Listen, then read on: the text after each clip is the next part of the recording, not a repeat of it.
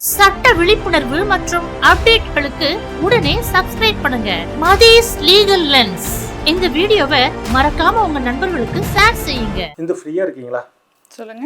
இல்லை, நம்ம போட்ட வீடியோஸ்க்குலாம் சில பேர் கமெண்ட்ஸ் அண்ட் டவுட்ஸ் எல்லாம் கேட்டிருக்காங்க. அதை பற்றி கொஞ்சம் கிளாரிட்டி கொடுப்போமா? ஓகே. ஃபஸ்ட்டு கமெண்ட் வந்து பார்த்தீங்கன்னாக்கா கிங் டேவிட் 6835 அப்படின்ற ஐடியில் வந்து ஒருத்தர் பேசியிருக்கிறாரு. Bounce charges every month 500, balance இருந்தாலும் இஎம்ஐ எடுக்க மாட்டேன்றாங்க அப்படின்னு சொல்லிட்டு ஒரு கமெண்ட் கொடுத்துருக்கிறாரு. நீங்கள் பேங்க்குக்கு இமெயில் எழுதுங்க. பேங்க்குக்கு இமெயில் எழுதி அந்த கன்சர்ன்டு பிரான்ச் மேனேஜரை போய் பாருங்கள்.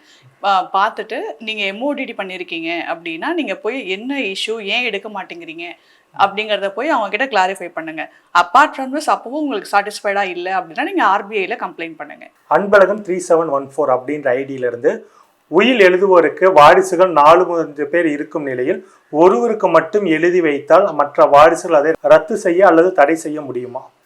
முடியாது. உயில் வந்து அவரோட சொத்து அப்படிங்கிறதுனால தான் அவர் உயில் எழுதி வைக்கிறாரு. அவரோட சொத்தை அவர் யார் கொடுக்கணும்னு டிசைட் பண்ணுறத நம்ம யாராலையும் தடுக்கவோ மாற்றவோ ரத்து செய்யவோ நமக்கு அதிகாரம் கிடையாது. பிரபாகரன் திராஜுலோ 3053 அப்படின்ற ஐடியில இருந்துட்டு அவர் பேர் தப்பா சொல்லினா வருத்தப்படாதீங்க. In case of unregistered will, so many problems are arising, then why cannot the government make a registered of will compulsory அப்படின்னு கேட்டிருக்கிறாரு. எல்லா டெஸ்டமேட்டரி இன்ஸ்ட்ருமெண்ட்ஸும் வந்து ரெஜிஸ்டர் பண்ணியிருக்கணும். டெஸ்டமேட்டரி இன்ஸ்ட்ருமெண்ட்ஸ் அப்படின்னா ஒரு ப்ராப்பர்ட்டி கன்வே பண்ணுற எல்லா பத்திரமும் வந்து ரெஜிஸ்டர் பண்ணியிருக்கணும் அப்படிங்கிறது தான் லா. ஸோ உயிலை மட்டும் ஏன் ரெஜிஸ்டர் பண்ண வேண்டாம் அப்படிங்கிறது ஆப்ஷனலாக விட்டுருக்காங்க அப்படின்னா கடைசி நேரத்தில் இன்கேஸ் அவங்க யாரோட சொத்து யாருக்கு போகணுங்கிற டெசிஷன் எடுக்க வாய்ப்புகள் இருக்குது. அந்த மாதிரி நேரத்தில் ரெஜிஸ்டர் பண்ண முடியாத காரணத்தினால அந்த டாக்குமெண்ட் வந்து செல்லாத டாக்குமெண்ட்டாக ஆகிடக்கூடாது அப்படிங்கிற ஒரு காரணத்தினால இது கம்பல்சரி பண்ணாமல் ஆப்ஷனலாக வச்சுருக்காங்க. இதை கம்பல்சரியாக ஆக்க சொல்லி நம்ம வந்து இதை ரொம்ப காம்ப்ளிகேட் பண்ணிக்க வேண்டாம். AVA 2728 அப்படின்ற ஐடியில இருந்து உயிலுக்கும் கூர் சீட்டுக்கும் உள்ள வித்தியாசம் என்ன?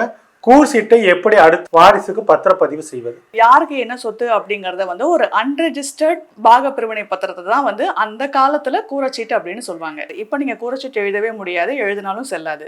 ஸோ கூரச்சீட்டுல இருந்து நீங்க வந்து கன்வே பண்ண முடியாது. நீங்க வந்து ப்ராப்பர் பார்ட்டிஷன் டீட்ல தான் பாக பிரிவினை பத்திரம் மூலமா தான் நீங்க வந்து உங்க ப்ராப்பர்ட்டியை வந்து கன்வே பண்ணி ஆகணும்.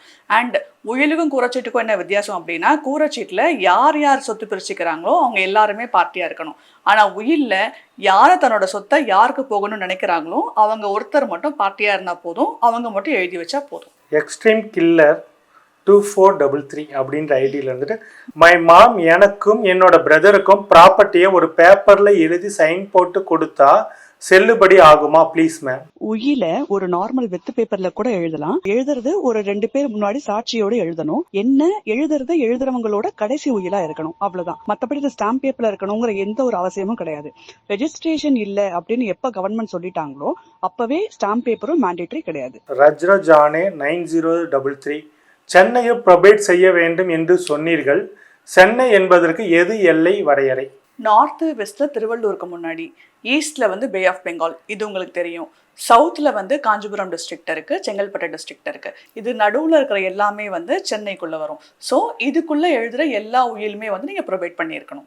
ஸ்மிதா சுரேஷ் 7195 அப்படின்றவங்க வந்துட்டு ma'am is it possible to vacate the stay in civil case for my father in law property? முதல்ல சிவில் கேஸ் என்ன ஸ்டேட்டஸ்னு தெரியாது, என்ன ஜூரிஸ்டிக்ஷன்னு தெரியாது.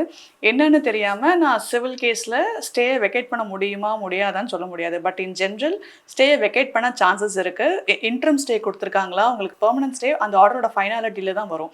ஸோ முதல்ல என்ன ஸ்டேட்டஸ்ன்னு தெரியாமல் நான் அட்வைஸ் கொடுக்கறது தப்பு. ஸோ என்ன ஸ்டேட்டஸுங்கிறத பார்த்து நீங்கள் உங்கள் பக்கத்தில் இருக்கிற வழக்கறிஞர் அணுகுனீங்கன்னா உங்களுக்கு தெளிவான விடை கிடைக்கும். ஷெயின்ராஜ் 1431 அப்படின்றதுல வந்துட்டு மேம் ப்ரொபேட்னா என்ன மேம்? நான் உங்களுக்கு உயிலுங்கிற வீடியோவில் தெளிவாக சொல்லியிருக்கேன் ப்ரொபேட்னா என்னன்னு. உங்களுக்கு டவுட் இருந்தால் நீங்கள் மறுபடியும் முதல்ல இருந்து பார்த்தீங்கன்னா உங்களுக்கு ஒரு தெளிவான விடை கிடைக்கும். நீங்கள் யார்கிட்ட இன்சூரன்ஸ் பண்ணியிருக்கீங்களோ அவங்ககிட்ட முதல்ல ஒரு ஃபோன் மூலமாக இன்ஃபார்ம் பண்ணுங்க.